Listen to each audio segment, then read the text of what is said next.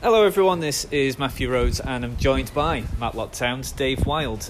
Dave, tough game, physical game, very physical, but you got the 3 points, all that matters.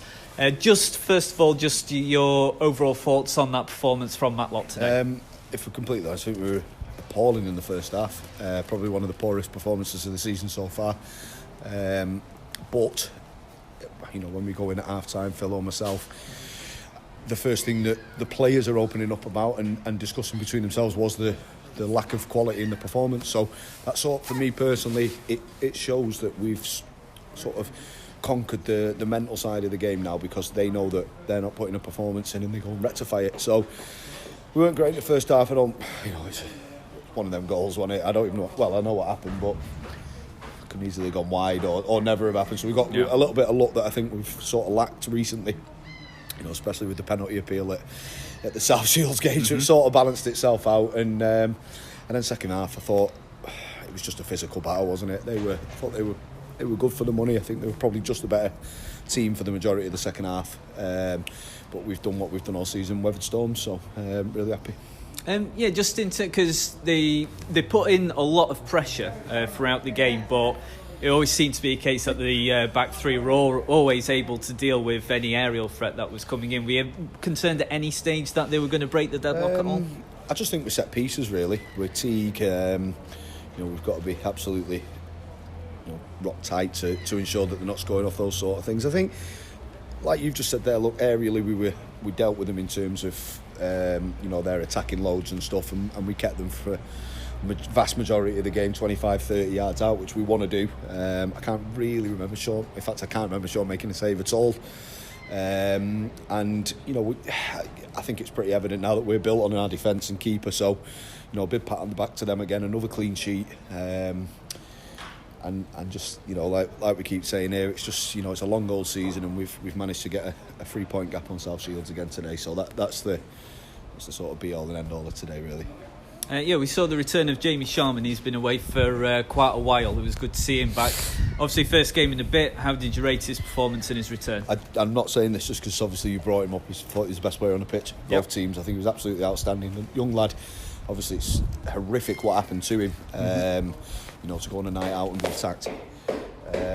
It's a disgrace, really, isn't it? But he's I think he's a month earlier than we expected. And on top of that, he's played him with a face mask, and not sure he's done half a training session with us on one warm up at Grantham, and he's come and put that performance in. So I think it's a testament to him, his character, his strength, his mental toughness, and the kid's playing with a fractured cheekbone and issues with his jaw with a face mask on. He's won every header. I think that tells you what he's about, to be honest, and we're really lucky to have him at the club, and he was outstanding today for me.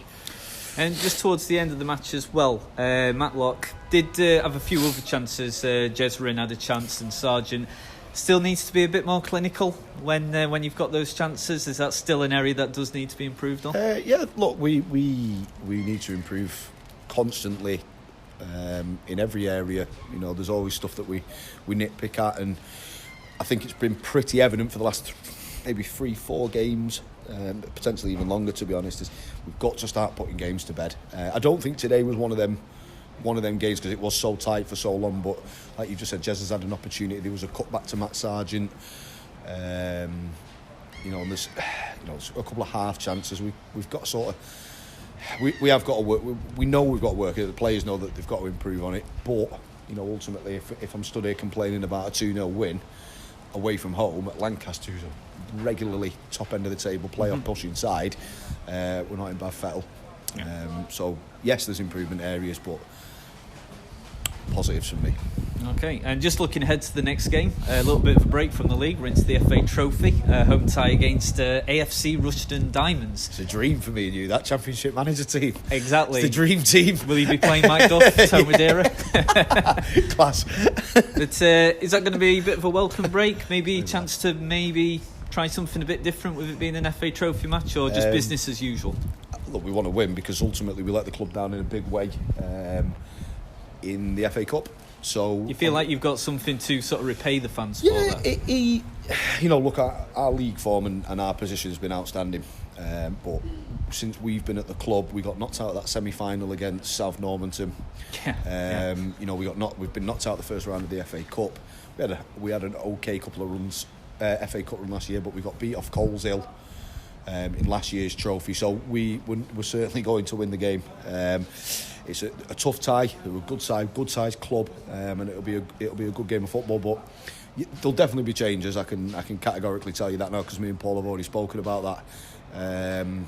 But I wouldn't envisage wholesale. So we're looking forward to the game. We want to win the game, but you know, bread and butter's the league, and that's our focus this season in the main. Okay, well, congratulations on the win, and congratulations on your delightful news the other day. Cheers, thanks very much.